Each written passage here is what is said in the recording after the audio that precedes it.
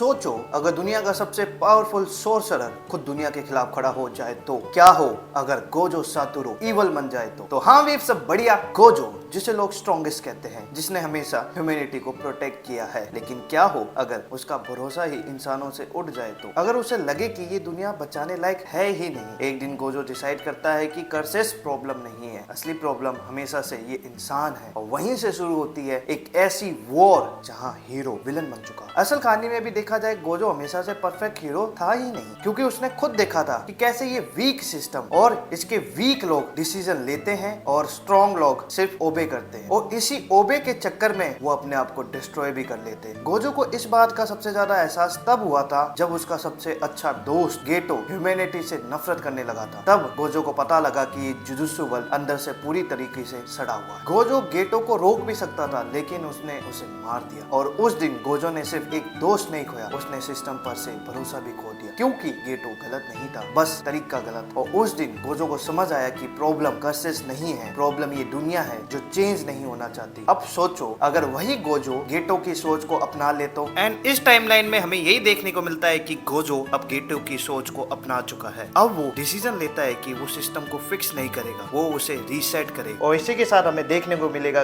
Gojo का अब तक का सबसे पावरफुल रूप, क्योंकि इस बार गोजो किसी को प्रोटेक्ट नहीं करेगा, वो डिसाइड करेगा कि कौन जिएगा और कौन नहीं। इन्फिनिटी उसे अनटचेबल बना देगी, अनलिमिटेड वॉइड पूरी दुनिया को फ्रीज कर देगा। और इसी के साथ हमें देखने को मिलेगा कि गोजो सोसाइटी के पॉइंट ऑफ व्यू से बन जाएगा विलन। मगर according to my point of view मुझे लगेगा कि वो एक नेसेसरी इवल है, एक नेसेसरी विलन है, जिसकी सोसाइटी को बहुत ही ज्यादा जरूरत है for restarting the society once again. क्योंकि सच बताऊं तो ओरिजिनल टाइमलाइन में भी चांसेस थे कि गोजो सिस्टम के खिलाफ हो जाता अगर उसने न्यू जनरेशन को ट्रेन नहीं करा होता तो। क्योंकि देखा जाए तो गोजो न्यू जनरेशन को ट्रेन ही इस कारण कर रहा था कि ताकि वो फ्यूचर को बदल पाए। अगर वो इसमें फेल होता तो ओरिजिनल स्टोरी लाइन में भी हमें ये देखने को मिलता कि वो खुद एक चेंज बनता और पूरी दुनिया के अंदर तबाही मचाता। और आप बताइए अगर गोजो विलन बनता तो क्या वो गलत होता या फिर सही? कमेंट बॉक्स में अपने पॉइंट ऑफ व्यू हमें जरूर बताइएगा। और ऐसे ही एक्शन फिगर्स, एनीमे की chain, anime wall hanging, anime 3D poster अगर आपको चाहिए तो मैंने एक नीचे इंस्टाग्राम का पेज लिंक शेयर कर रखा है, तो जाइए और खरीदिए। मिलते हैं बहुत ही जल्द एक और नई शॉर्ट्स के साथ, तब तक के लिए अपना ध्यान रखिए, हंसते रहिए, खाते पीते रहिए और देखते रहिए वी मास्टर्स।